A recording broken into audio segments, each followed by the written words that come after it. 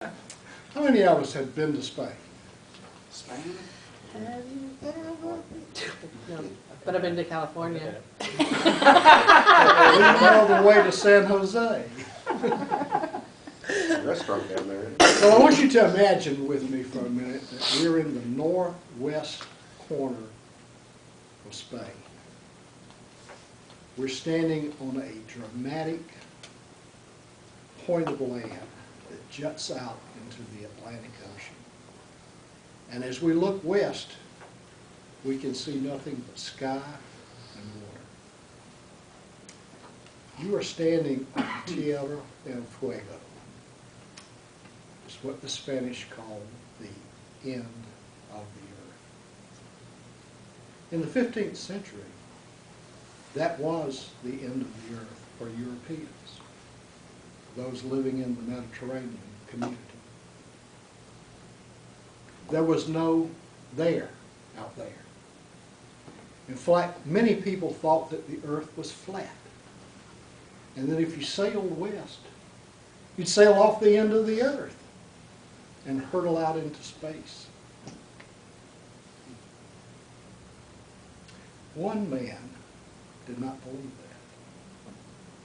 He had studied Galileo, Copernicus, or the wise men of that time, and he was convinced that the earth was what? A round ball. Huge globe. Thousands of miles in circumference. He had no idea how big it really was. But he believed that if you sailed west from Spain, you would come to the Orient.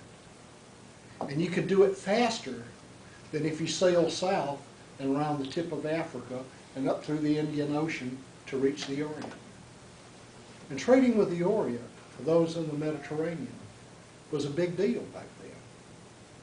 Silks, opium, many other goods that came from the Orient. And he knew that time was money. He said, you know, if we could cut weeks or months off the voyage to the Orient and back, it would give us an unfair over our rivals. So he went to wealthy Italians. Does anybody know who I'm talking about so far? Christopher Columbus from Genoa, a navigator. That's what they called sailors back then. He went to wealthy friends first, and they laughed at him. Bye, Crystal, that's nuts. You'll sail off the end of the earth, and we'll never see you again. He went to people like the Borgias, who controlled great wealth, and tried to convince them that this would be an enormous advantage, competitive advantage, if he could find a shorter, faster route to the Orient. It would give them this great advantage over their competition. Chris, you know, you're a nice guy, but I think you got a screw loose. Unable to convince anyone in Italy, he went looking elsewhere because he needed financing for this expedition. And that brought him to the court of King Ferdinand and Queen Isabella in Spain. Isabella was a very devout Christian, but she had an open mind. And she listened to Christopher. And the more he talked about the advantage of doing this, and that the earth was not flat, and that he was willing to chance sailing off the end of the earth, when she saw how sincere he was, it convinced her.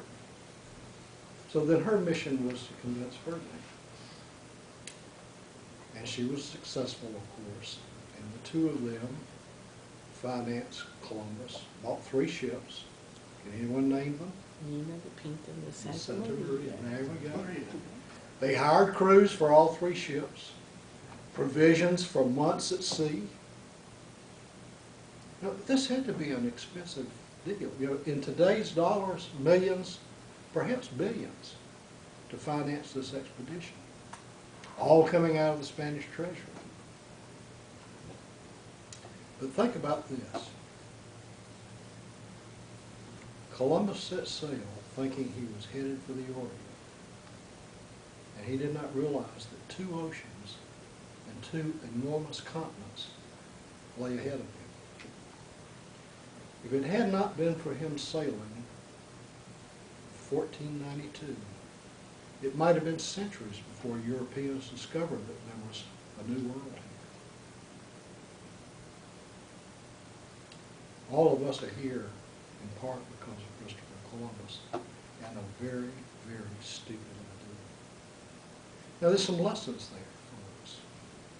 You know, if you sincerely believe in something, don't be dissuaded by the skeptics and the people who think you've got a screw loose. Let's take another example, Walt Disney. Disney became a very successful man because of a pair of rodents. He created who? Mickey and Minnie Mouse. Now, can you think of a more disgusting hero and heroine than a couple of rodents? But he made them very popular. Big ears. When Walt was a young, struggling artist, like Lee Brewer, well, I don't know how struggling Lee is, but he was an artist. He used to take his children to a playground near their home in Southern California on Saturdays to play, to give his wife a little respite. And he noticed that the swings were sometimes broken and the paint on the carousel was chipped and faded. And he began to dream about a park where the paint would never be chipped or faded, where the swings would never be broken. When he became wealthy and successful, he proposed to his team that they build an enormous theme park and call it Disney. Walt's lost it, they said. Everybody, including his family, tried to dissuade him. Walt, you're just going to spend millions of dollars and maybe go broke. How many of you have been to Disneyland or Disney World? Did you have a good time? Thank Walt's memory. Let me tell you a third. You know that I'm a great believer in the power of 3, particularly when in presentations or any kind of communication.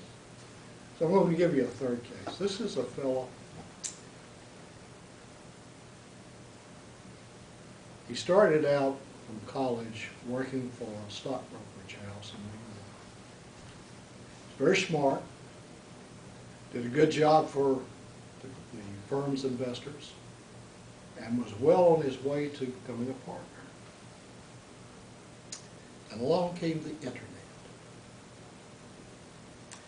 And he began to dream about a way to sell products on the internet, that you could actually sit at home and order whatever you wanted and it would be delivered to you. You wouldn't even have to get in your car.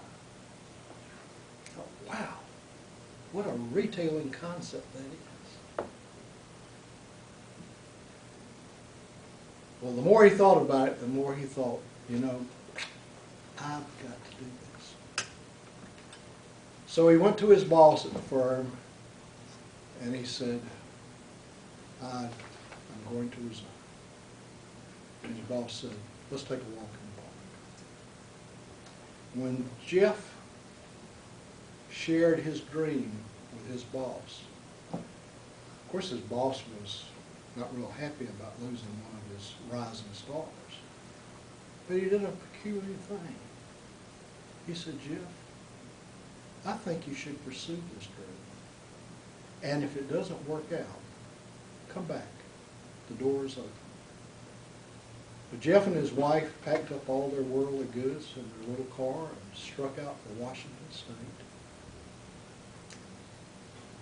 And in the garage of his house, he started something named after a great river in South America, Amazon.com. It employs about 2,000 people down the road, about 3 miles from here. He built a desk where he could package stuff to send to his customers out of a hollow core door and 2 sawhorses. And at Amazon headquarters in Washington State now, all the executives have hollow core door desks sitting on sawhorses to remind them where they started. That was a stupid idea, but guess what happened? Think about that in your own life. What stupid idea could you come up with? And everybody would think you had lost your marbles. But do it. Mr. Toastmaster.